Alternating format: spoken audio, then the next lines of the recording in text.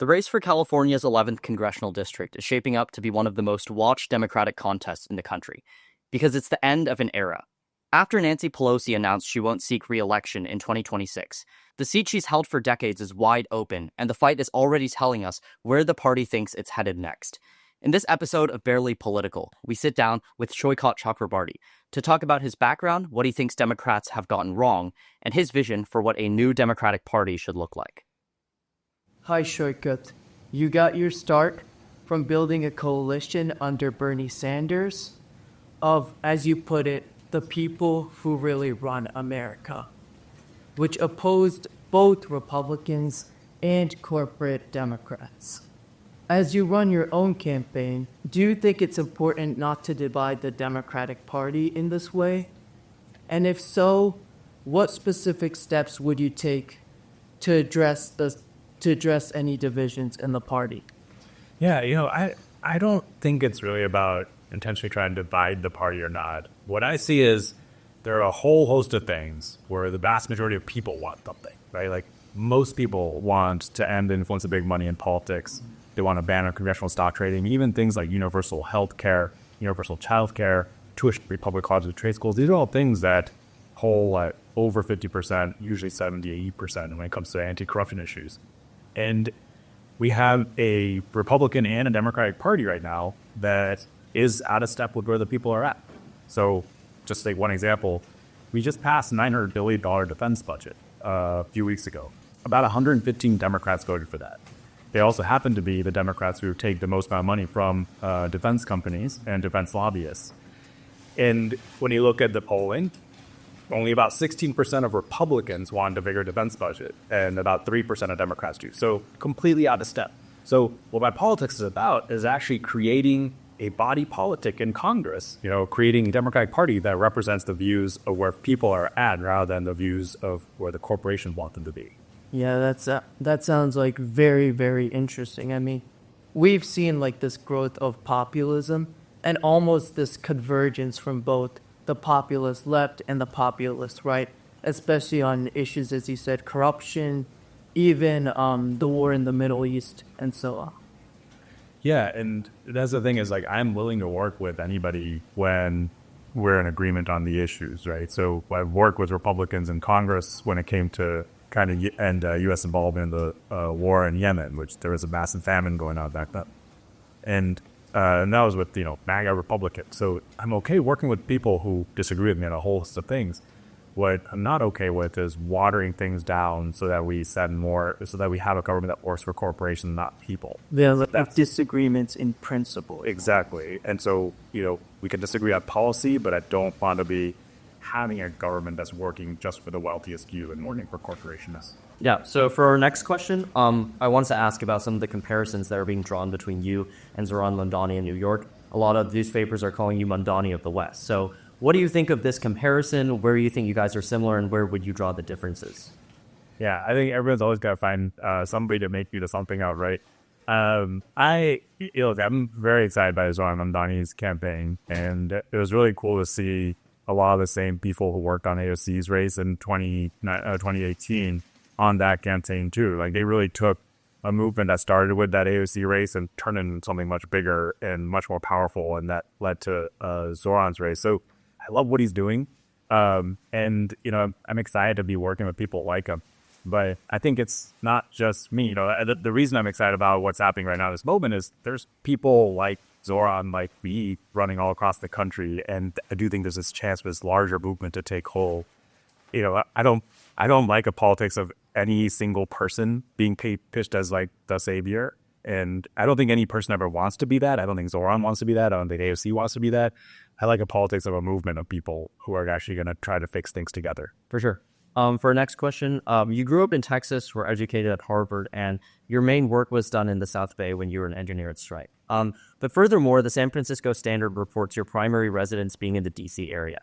How do you then balance this background with being representative of San Franciscans? Yeah, so that article actually had a lot of factual errors, and I had to issue corrections because the reality is I bought my parents a home in Maryland as soon as I could. So it's the least I could do given everything they did for me. And so I never filed as a primary residence on mortgages or taxes or anywhere. There was one document that had a clerical error, which I fixed immediately, so I thought out about it. But I've lived in San Francisco since I was 23 years old. I moved here back in 2009. I've called this place my home, and I can't imagine living anywhere else or raising a family here. This is where I've set down roots, and this is where I plan to live for the rest of my life. Yeah. Thanks for the clarification. We appreciate that. The next question, and sorry for the good cop, bad cop routine, but according to Brian Metzger at the Business Insider last month, you yourself are valued at $167 billion in the top 0.1% of Americans. Why are you the voice of the working class, and do you think there's sort of a duty of people in a very privileged position to do something about that well?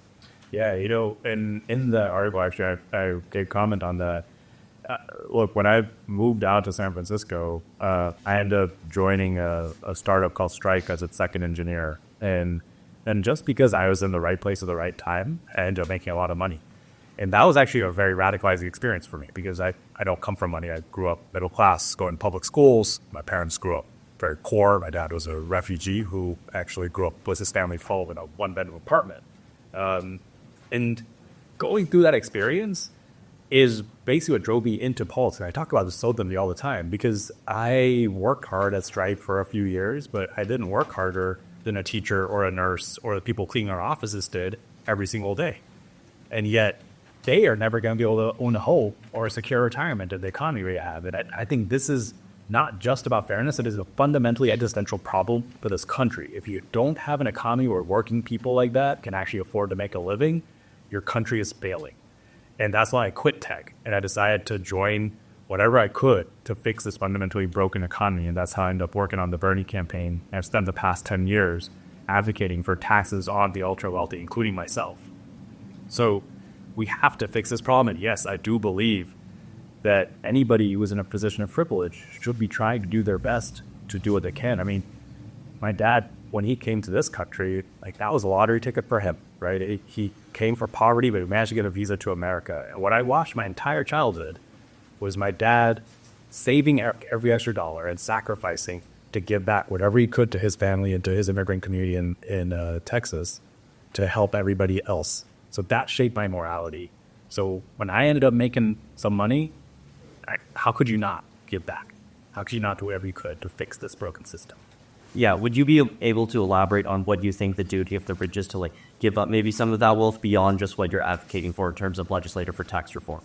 I believe that is a duty. What I see too often is the wealthy saying, we're going to do a few donations here and there, and that's good enough.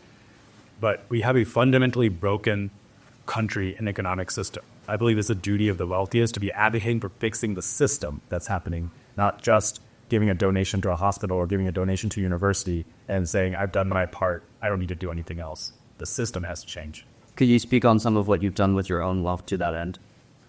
Well, I've supported causes throughout the last 10 years, including many candidates in propositions that are at system levels. Like last year, the largest amount of my donations went towards trying to pass Prop 5, which would have upped the reduced the threshold for passing affordable housing bonds. It could have unleashed tens of billions of dollars in affordable housing money. But of course, I also do donate wherever I can, especially affordable housing causes. I've done a lot through NPH and the Housing Accelerator Fund.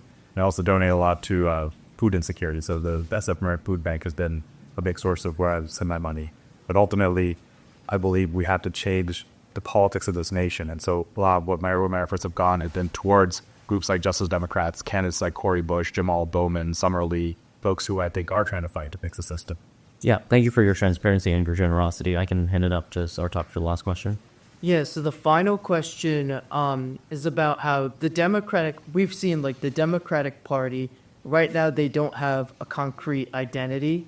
They're very fragmented, and this was one of the major causes of the 2024 election loss. However, one issue where they seem to get some momentum that is united is affordability. How do you think the issue of affordability fits in with your own climate advocacy? And also, what other issues do you think Democrats can unite on? Yeah, affordability is one of the main issues I campaign on in this campaign. But I don't think it's enough just to say affordability. You actually have to present people with some answers on what you're going to do to tackle this at the level that it's at. So, Kamala Harris did talk about affordability in her campaign. It's not like that was a new idea that started with Zohar Mamdani. I just think that the answers she was providing, which was, a mortgage rate deduction on your first home purchase, they weren't nearly big enough to tackle what is a housing crisis, right?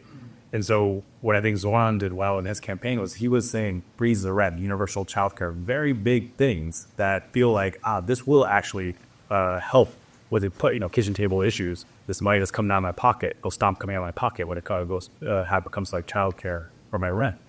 So similarly, I think when we talk about affordability in the Democratic Party, it has to be tied with what are you going to do? So when it comes to healthcare, you have to do universal healthcare through a Medicare for all system. You have to do universal childcare. When I talk about public power to get our utility costs down, because they actually have that in other cities in California, and they pay about 40% less on their utility bills than we do in San Francisco. And we have to build tons and tons of affordable housing. And that's not going to happen through our current mechanism, passing just a few policies. We have to have public financing, public banks, we have to build tons of social housing. That's going to take a large, federal government program to do it, and that's what I'm campaigning on.